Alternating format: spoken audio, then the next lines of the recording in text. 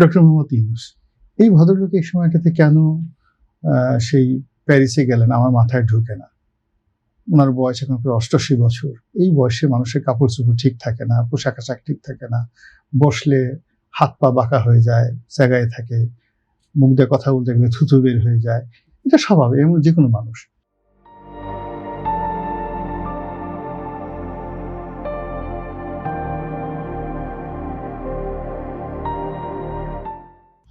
এই অবস্থাতে ওনার আশেপাশে যারা আত্মীয় স্বজন আছে তারা সবাই বলে যে আপনি একটু চুপচাপ থাকেন, এবং অনেক বুড়া মানুষের শরীর থেকে গন্ধও আসে, সিরিয়াস গন্ধ আসে। এগুলো আল্লাহরই একটা নিয়ামত। এই অবস্থাতে উনি কি একটা পোশাক পরে কি একটা করে সারা দুনিয়া ঘুরে বেড়াচ্ছেন, এটা আমার কাছে সঙ্গে লামিয়া মুর্শিদও আছেন। হ্যাঁ, সঙ্গে লামিয়া মুর্শিদও। এটা তো ভদ্র মহিলা, ওনার তো, উনি তো এখনো এত বুড়ি হন নাই। ওনার তো স্বাভাবিক একটা রুচিবোধ থাকা উচিত, যেহেতু ওনাকে ডক্টর মোহাম্মদ ইউনূস খুব পছন্দ করেন, তারপরে তাকে যাকে বলা হয় কাছাকাছি রাখেন। ওনার অন্তত বলা উচিত যে আল্লাহ তো আপনাকে অনেক দিয়েছে, আপনি বাংলাদেশে থাকেন বা যেখানে থাকেন এত ঘোরাফেরা করার দরকার নেই। ওই যে ফ্রান্সের রাস্তায় দেখলাম উনি ফুটপাথ দিয়ে হাঁটাচলা করছেন, কোনো কারণে যদি কাজ হয়ে পড়ে যেতেন। আবার উনি একজন মেয়রের কাছে গিয়ে বসছেন। মেয়র কি বলবো, মেয়র পায়ের উপর পা তুলে, একটা শহরের মেয়র পায়ের উপর পা তুলে ক্রস লেগ করে বড় একটা চেয়ারে বুক ফুলে বসে আছে, মনে হয় যেন king of Persia, Darius the great. আর ওখানে আমাদের ডক্টর মোহাম্মদ ইউনূস বসে আছে চড়াই পাখির মতো, হাত দুটো এই যে এমন ভাবে বসে আছে, হাত দুটো যে আমাকে দেখাচ্ছে অভিনয় করে, দেখে মনে হয় যেন হাত জোর করে হুজুর আমাকে কিছু একটা দেন।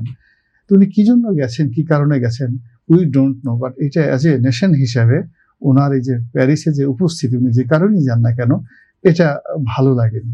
এরপরে উনি ওখানে গিয়ে, আমার পাশে একজন সম্মানিত নারী আছেন, উনি ওখানে গিয়ে নারীর অধিকার নিয়ে কথাবার্তা বলেছেন। তো নারীর অধিকার নিয়ে কথা বলেছেন, নারীর ক্ষমতার নিয়ে কথা বলেছেন, নতুন প্রজন্ম ক্ষমতায় ছিলেন, একদিনও তো নারীর অধিকার নিয়ে কথা বললেন না। এখন এখানে ওনার সবকিছু কন্ট্রাডিক্ট করেছে। উনি বাংলাদেশে একটা মৌলবাদ উনি জাগিয়ে তুলেছেন, যেখানে নারীরা কাজে যাবে না, সবসময় বোরকা পরতে হবে, চোখের এমন বোরকা পরতে হবে চোখের ওই দুটা গোল গোল ঘড়ির মতো দুটা ফুটা থাকবে শুধু, যেখান থেকে শুধু তারা শুধু দেখতে পাবে, বাইরের কোনো লোক দেখতে পাবে না।